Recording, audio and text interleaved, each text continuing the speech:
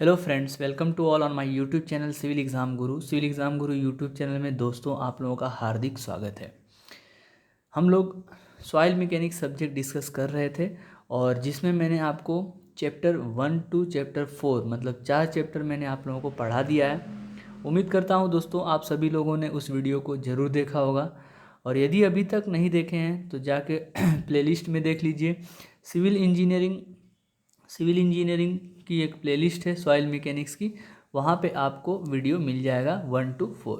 Okay, now in this class we will discuss clay minerals and the soil structure. यदि आप किसी भी government exam की तैयारी कर रहे हैं जो सिविल इंजीनियरिंग से रिलेटेड है तो आप लोगों के लिए ये वीडियो काफ़ी हेल्पफुल होगा। हम लोग सॉइल मैकेनिक्स सब्जेक्ट डिस्कस कर रहे हैं जिसमें सॉइल मैकेनिक्स का जो वेटेज है कोई भी एग्ज़ाम के अंदर 10 से 15 मार्क्स के लिए आपको ज़रूर मिलेगा। तो 10 से 15 मार्क्स जो है सॉइल मैकेनिक्स सब्जेक्ट से आप गेन कर सकते हो यदि आप मेरे इस वीडियो को फॉलो करते हो। तो यदि आप मेरे इस यूट्यूब चैनल पे पहली बार आए हुए हैं तो चैनल को सब्सक्राइब जरूर कर लीजिए और यदि आपको पसंद आए तो वीडियो को लाइक भी कर सकते हैं। अपने दोस्तों के साथ शेयर कीजिए, मैक्सिमम लोगों के साथ शेयर कीजिए जिससे ज़्यादा से ज़्यादा लोगों तक मेरी ये वीडियो जो है पहुंच सके। यदि आपको बिल्कुल लग रहा है कि मेरे द्वारा कुछ एफर्ट लगाया जा रहा है तो आप अपना प्यारा सा कमेंट भी कर सकते हैं। आइए स्टार्ट करते हैं chapter number 5, clay minerals and soil structure.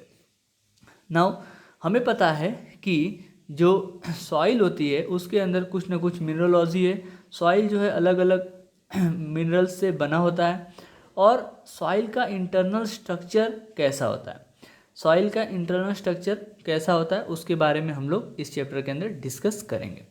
Now different type of soil होता है, course grain soil, fine grain soil, ये हमने डिस्कस किया। सॉइल की क्लासिफिकेशन हमने डिस्कस कर ली है। अलग अलग टेस्ट होते हैं जो सॉइल की ग्रेन साइज एनालिसिस के अकॉर्डिंग उसका क्लासिफिकेशन करते हैं। The property of coarse grain soil are hardly affected by mineralogical composition because they are formed due to physical forces and retain the mineralogical composition of parent rock। Okay, property of coarse grain soil, जो course grain soil की जो property है means, अब course grain soil किसको बोलेंगे, अभी clay किसको बोलेंगे, तो जिसकी साइज लेस देन 2 माइक्रोन होती है, 2 माइक्रोन से कम होता है उसको क्ले बोलते हैं। 2 माइक्रोन से 75 माइक्रोन तक जो होता है उसको सिल्ट बोलते हैं। 75 माइक्रोन से 4.75 mm तक जो होता है उसको सैंड बोलते हैं। 4.75 mm से लेके 80 mm तक 80 mm तक जो होता है उसको ग्रेवल बोलते हैं। ओके, तो 4.75 mm से जो बड़ा है means gravel and sand, they are classified as a coarse grain soil.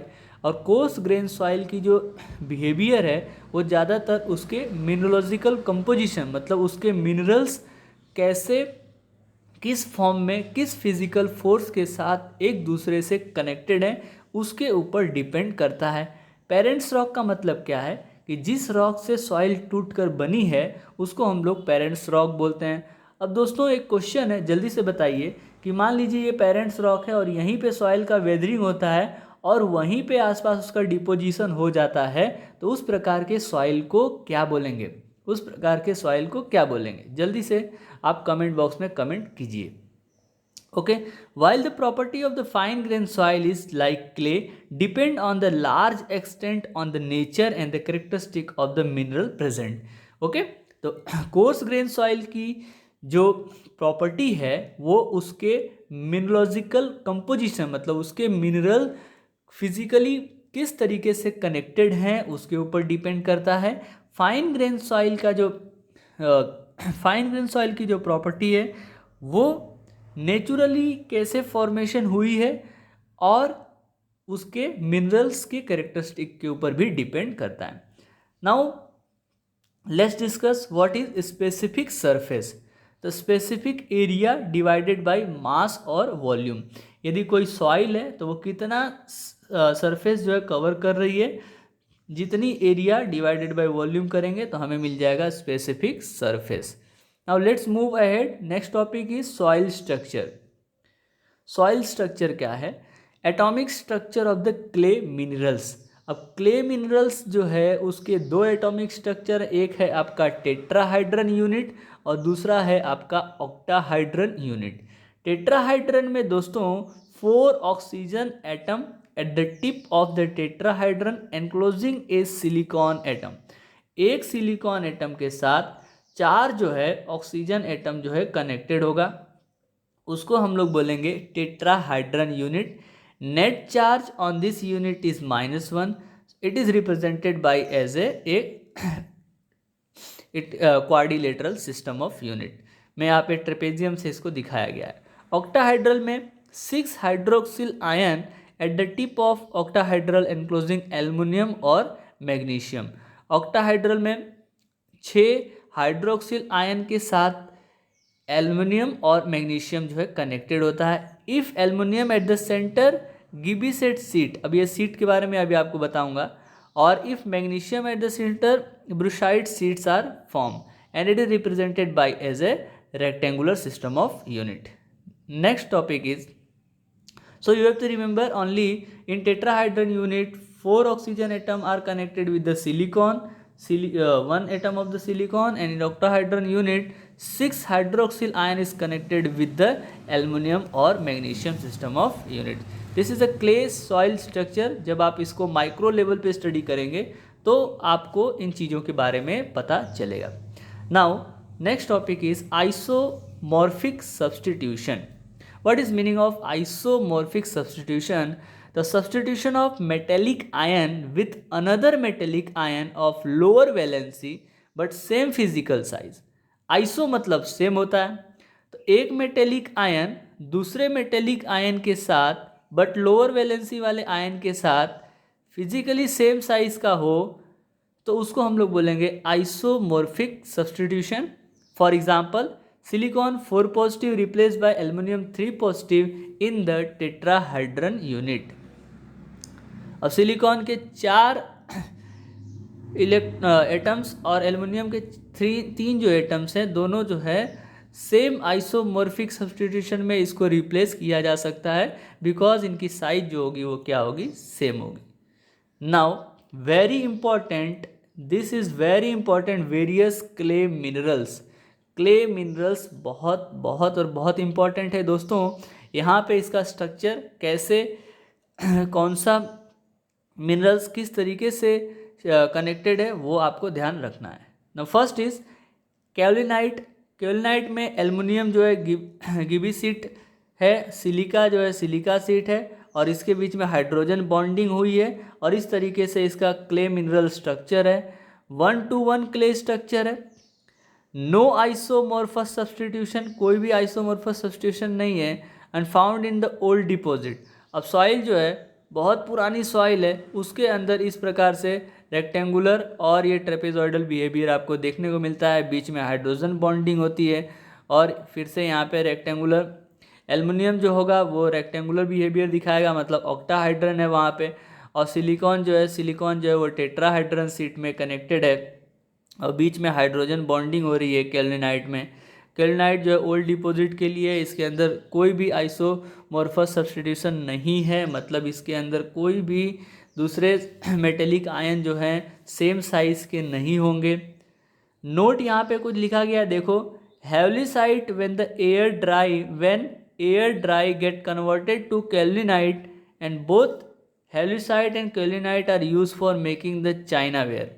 China ware आपने सुना होगा, चाइना के प्लेट्स आते हैं, कप प्लेट्स वगैरह आता है, ट्रांसफार्मर में भी यूज़ होता है, तो वहाँ पे बनाने के लिए हम लोग हैवलिसाइट और कैल्विनाइट वाले मिनरल्स वाले सॉइल का यूज़ करते हैं। Now let's move ahead. Next is montmorillonite, very important. Montmorillonite आपके एग्जाम में देखने को मिलेगा ही मिलेगा। इसकी स्वेलिंग और श्रिंकेज प्रॉपर्टी बहुत ज़्यादा होती है। ये क्ले मिनरल्स है। अब इस क्ले मिनरल्स में 2:1 क्ले मिनरल्स होता है। 2 मिनरल्स जो है 2 सिलिकॉन 1 एल्युमिनियम के साथ कनेक्टेड होगा। 2 सिलिकॉन 1 एल्युमिनियम के साथ कनेक्टेड होगा और इनके बीच में जो फोर्स लगेगा वो वेंडर वॉल फोर्स होगा। वेंडर वॉल फोर्स एक वीक फोर्स होता है जो एक दूसरे के साथ ये कनेक्टेड होता है। Highly plastic with little internal friction, बहुत ज़्यादा ये प्लास्टिसिटी के फॉर्म में होता है, बट इनके बीच में जो फ्रिक्शन है वो कम होती है। Common in the residual soil derive from the volcanic और वोल्केनिक एश। अब दोस्तों वोल्केनिक इरप्शन जहाँ पे हो रहा होगा उसके सॉलिडिफिकेशन के बाद जो सॉइल बनती है वो सॉइल के अंदर मोंट मोरिलोनाइट जो है वो काफ़ी ज़्यादा पाया जाता है। Bentonite is a montmorillonite clay, very important, आपको ध्यान रखना है कि बेंटोनाइट क्ले जो है वो एक मोंट मोरिलोनाइट क्ले ही है। Found in the black cotton soil, और ब्लैक कॉटन सॉइल के ऊपर हम फाउंडेशन जो है नहीं बनाते हैं, क्योंकि ब्लैक कॉटन सॉइल के अंदर मोंट मोरिलोनाइट ज़्यादा होने की वजह से स्वेलिंग और श्रिंकेज की प्रॉपर्टी जो है देखने को मिलती है। Now next is illite, and in illite is also 2:1 clay mineralogy. यहाँ पे आपका सिलिकॉन होगा और बीच में एल्युमिनियम होगा, और इनके बीच में जो बॉन्ड बनेगा वो के पॉजिटिव बॉन्डिंग, याद रखने का बॉन्डिंग। सबसे पहला हाइड्रोजन बॉन्ड बन रहा था, दूसरे के बीच में वेंडर वॉल फोर्स है, और तीसरे में जो है वो के पॉजिटिव बॉन्ड है, potassium bond. Substitutional isomorphous substitution, यहाँ पे आइसोमॉर्फस सब्सटीट्यूशन देखने को मिलेगा, और इसके बीच में जो बॉन्डिंग है वो आयोनिक बॉन्डिंग आपको दिखाई देती है। Okay, property of clay minerals, very important, this is also one of the important topic, property of clay minerals. तो केओलिनाइट, इलाइट और मोंटमोरिलोनाइट, ग्रेन साइज देख लीजिए, तो केओलिनाइट जो है इसकी ज़्यादा होगा तो मैक्सिमम ग्रेन साइज मिलेगी, इलाइट में ग्रेन साइज बढ़ता है, और मोंटमोरिलोनाइट में ग्रेन साइज जो है वो मिनिमम होता है। तो सबसे कम ग्रेन साइज जो है मोंटमोरिलोनाइट की है, इलाइट की थोड़ा ज़्यादा होता है, और केल्विनाइट की सबसे ज़्यादा होती है। ठीक है, खाली ग्रेन साइज में हमको मोंटमोरिलोनाइट और इलाइट और केल्विनाइट के फॉर्म में आना है ऐसे, और बाकी सभी में base exchange capacity, IP is a plasticity index, dry strength and activity, इस सभी में जो है हमारा नेचर जो है वो केओलिनाइट्स में सबसे कम रहेगा, फिर इलाइट में उससे ज़्यादा रहेगा, और मोंटमोरिलोनाइट में सबसे ज़्यादा रहेगा। तो कभी कभी एग्जाम में पूछता है कि प्लास्टिसिटी इंडेक्स मोंटमोरिलोनाइट में कितना होता है, तो प्लास्टिसिटी इंडेक्स मोंटमोरिलोनाइट में सबसे ज़्यादा होती है, मैक्सिमम होती है।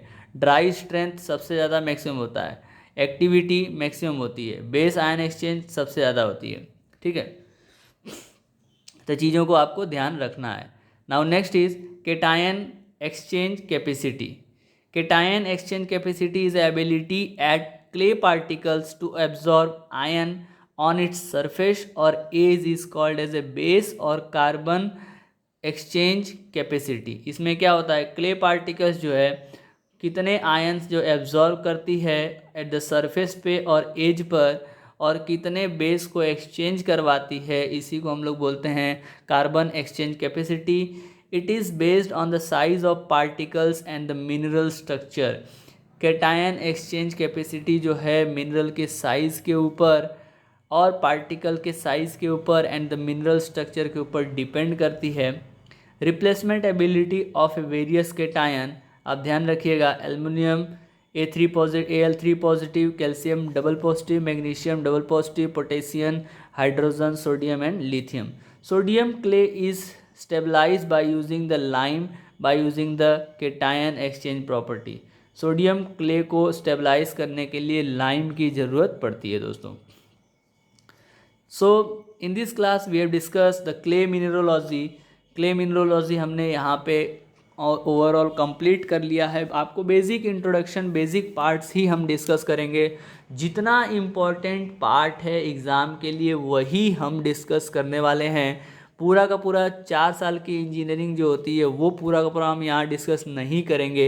Exam point of view study करना है। एग्ज़ाम में सिलेक्शन के लिए एक ही आपको गोल्स याद रखना है, आपके एग्ज़ाम का पोर्शन क्या है, आपकी स्ट्रेटेजी क्या है, आप जो है का रूटीन क्या है, और आप जो है कितनी मेहनत करते हो। ठीक है, पोर्शन क्या है, स्टडी कैसे कर रहे हो, ये चीज़ें बहुत इम्पॉर्टेंट हैं, और किस तरीके से सही डायरेक्शन में आप जा रहे हो या नहीं। Thank you very much friends for watching this video. यदि आपको वीडियो अच्छा लगा है तो लाइक कर दीजिए, और चैनल पे फर्स्ट टाइम आए हैं तो चैनल को सब्सक्राइब कर सकते हैं, once again thank you very much, keep watching, keep sharing. मिलते हैं अपने नेक्स्ट वीडियो में, उसमें हम लोग डिस्कस करेंगे कॉम्पैक्शन के बारे में।